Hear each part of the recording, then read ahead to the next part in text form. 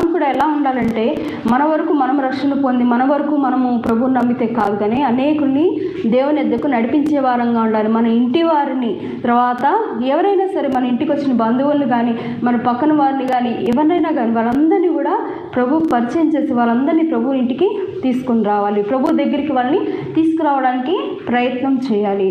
ఈ స్త్రీ అలాగే చేస్తూ వచ్చింది. ఈమెకి ఏం తెలియదు, అయినా కూడా మరి ప్రభు ఒక మాట చెప్పిన తోడనే ప్రభు అందు విశ్వాసం ఉంచింది. మొదట తను ప్రభు నిజమే ఆమె గురించి చెప్తున్నప్పుడు మరి ఆమె అక్కడి నుంచి వెళ్ళిపోలేదు. అయ్యో ఈయన నా విషయాలన్నీ చెప్తున్నాడు అని చెప్పేసి అక్కడి నుంచి ఆమె పారిపోలేదు. కానీ ఏం చేస్తుంది, అవును ప్రభు నీవు చెప్పింది నిజమే, నాకు పెనిమిటి లేడయ్యా అని ఒప్పుకుంటూ వచ్చింది. తన యొక్క స్థితిని ఆమె ప్రభు దగ్గర ఒప్పుకుంటూ వచ్చింది. అందుకే ప్రభువు మనకి చెప్తూ వచ్చాడు, మరి అతిక్రమం దాచిపెట్టువాడు వర్ధిల్లడు, వాటిని ఒప్పుకొని విడిచిపెట్టువాడు